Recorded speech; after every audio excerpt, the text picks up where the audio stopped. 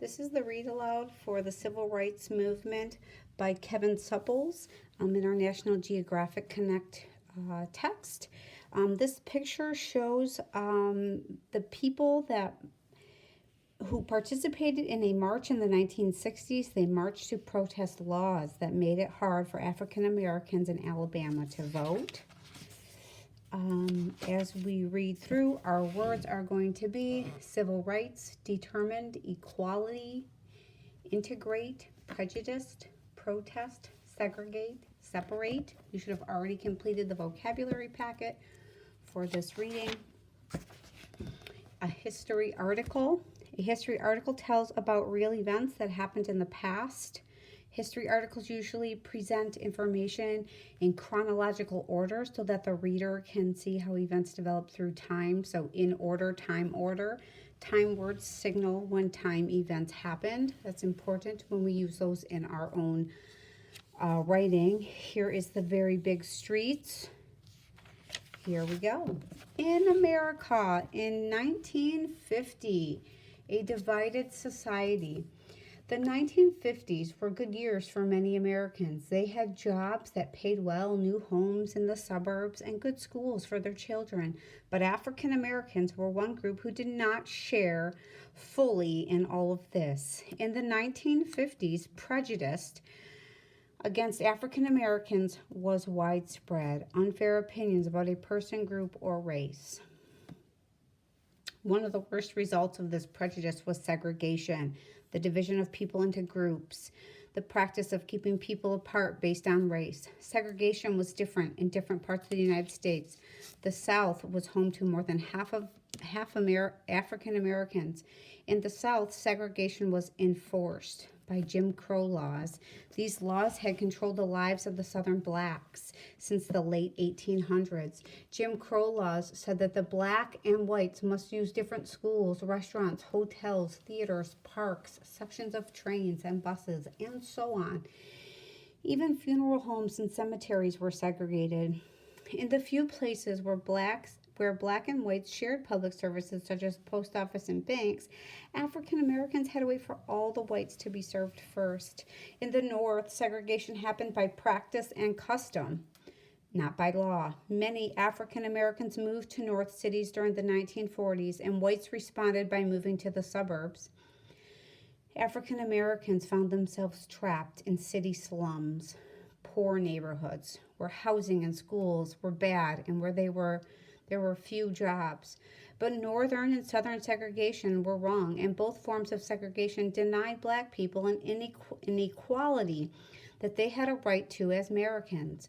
In the 1950s, some African Americans were determined to change things. They started the Civil Rights Movement.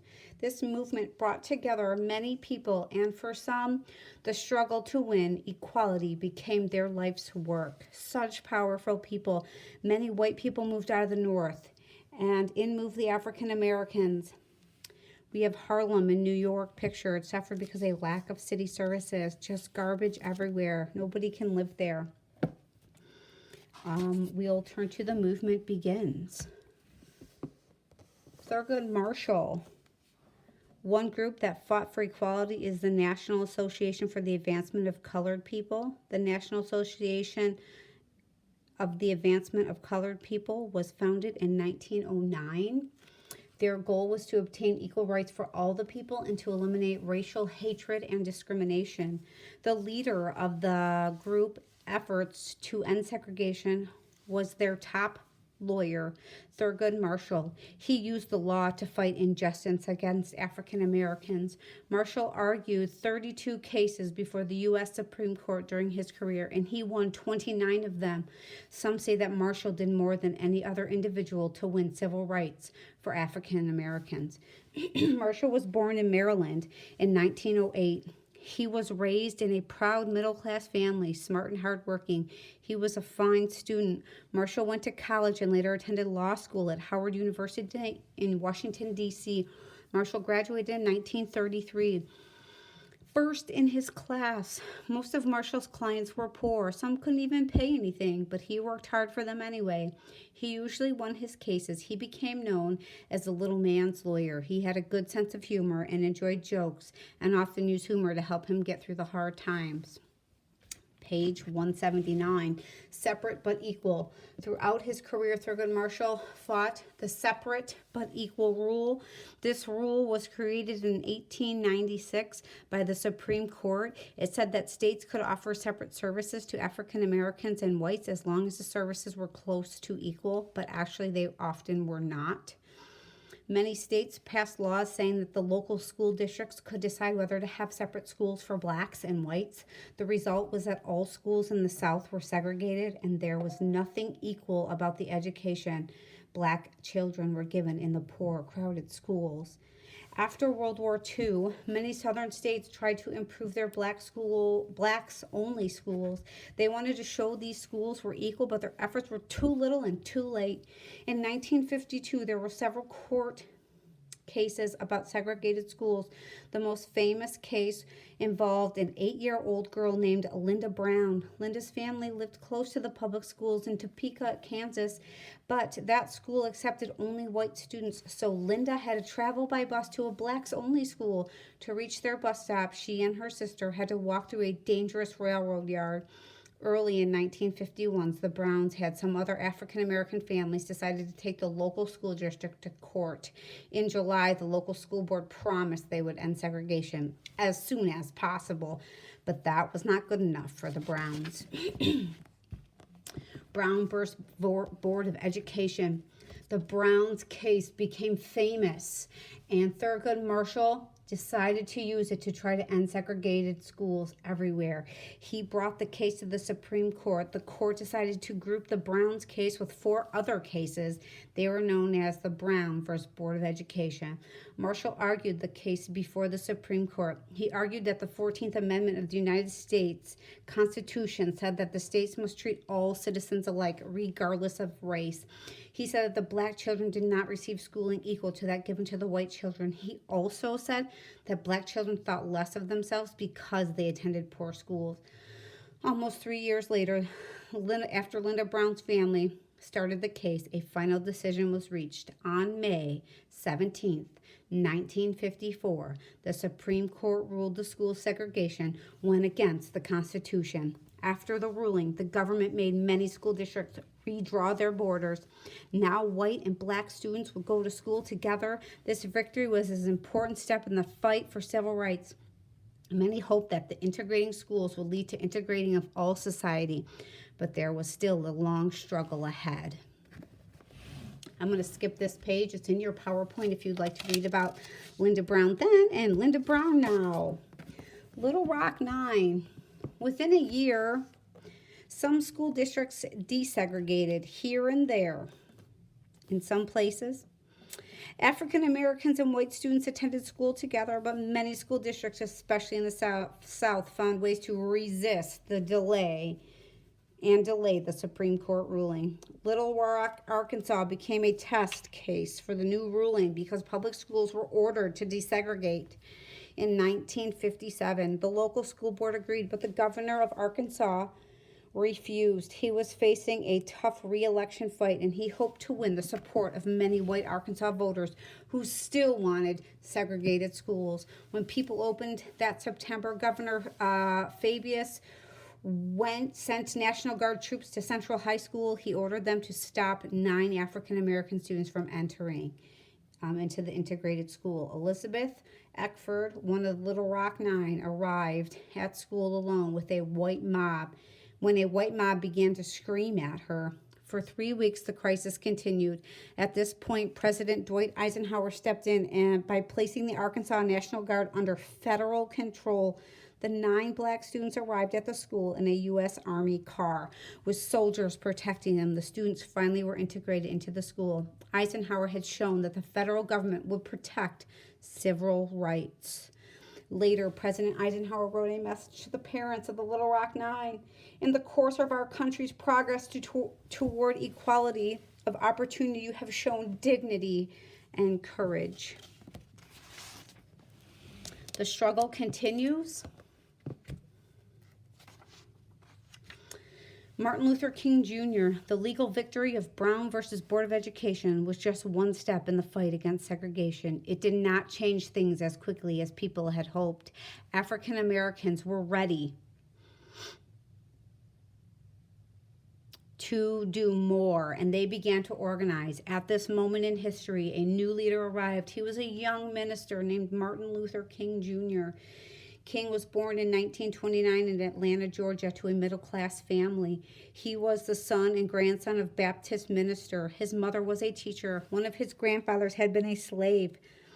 King excelled at school. He began college at an age of 15 in a program for gifted students. He went to Morehouse College, a well-known all-black school in Atlanta. By the time King was 18, he had decided to follow in his father's footsteps. While at Boston University finishing his studies to be a minister, King met Coretta Scott. She was studying voice and piano. The two were married in 1953, and following year, Reverend King became pastor of a church in Montgomery, Alabama. He quickly became known for his wisdom and powerful preaching. Then in December 1959, an event took place that would make Martin Luther King Jr. a leader of civil rights. That goes into our Rosa Parks story. And we will read the next couple pages.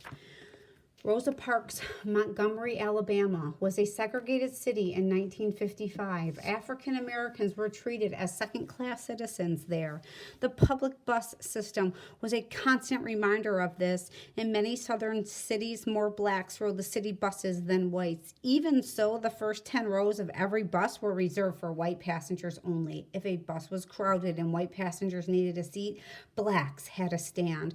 Black passengers had to pay their fares at the front of the bus, but then they had to get off of the bus and reboard by the back door. At busy times, the bus sometimes left before everyone who had paid got back on. On December 1st, 1955, Rosa Parks was riding the bus home from work, and she was a seamstress. She also worked at the local organization that we talked about on the first page. Parks had been on her feet all day and she was tired.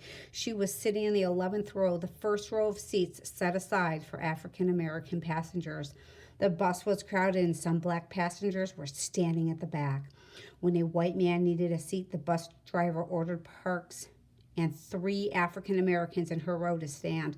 She refused to move, and Parks was taken off the bus, arrested, and put in a jail cell. News of Parks' arrest shocked the African American community. Civil rights supporters saw this was their chance to change the rules. They asked Martin Luther King to be their leader. That evening, Dr. King spoke to a cheering crowd of African Americans, and he called for them to start a bus boycott, which meant they would not ride the buses. Lots of loss of money and a great protest. It's a peaceful protest. The Montgomery bus boycott. For the next year, very few African Americans rode public buses in Montgomery. Most used carpools to get to work. The boycott worked. The bus company lost a lot of money. The combination of the city's loss of money and a decision by Supreme Court forced the Montgomery bus company to accept integration. In June 1956, a federal court ruled that the bus segregation in Alabama was against the Constitution. The city of Montgomery did not give in easily. Lawyers for the city took the case to the Supreme Court, but that November, the Supreme Court agreed that segregation on buses was not lawful in the case of Browder v. Gale. A little over a year after that day that Rosa Parks refused to move, the Montgomery buses were integrated. The Montgomery bus boycott was big news. It made Martin Luther King Jr. famous. Time magazine put him on the cover. Requests to speak poured in from all over the country, and the publicity also led to boycotts in many other parts of the South. These protests.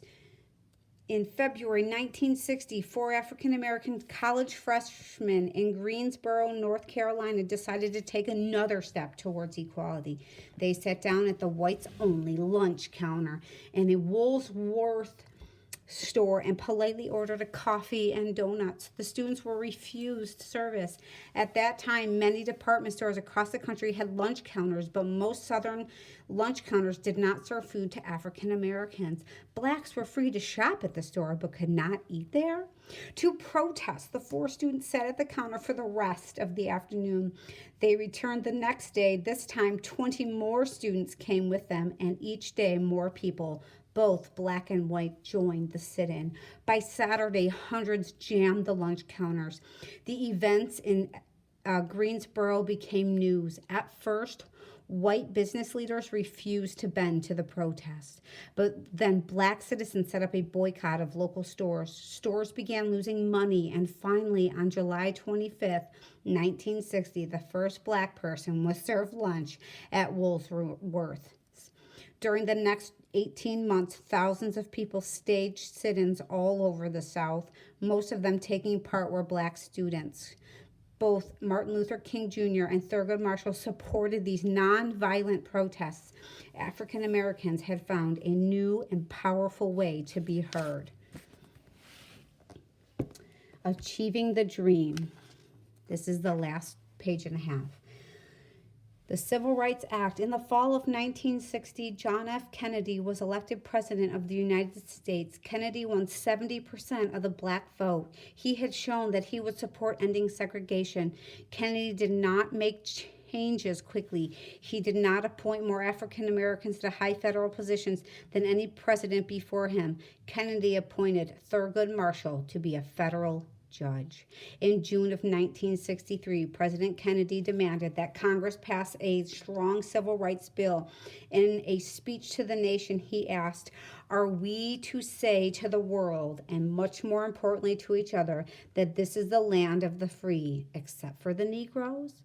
To persuade Congress to pass the bill, civil rights leaders A. Philip Randolph and Bayard Rustin organized a huge march on Washington, D.C. On August 28th, more than 250,000 people, both African Americans and white, came together in the nation's capital. Labor unions and religious leaders joined the protest in the largest show of support for the civil rights movement so far.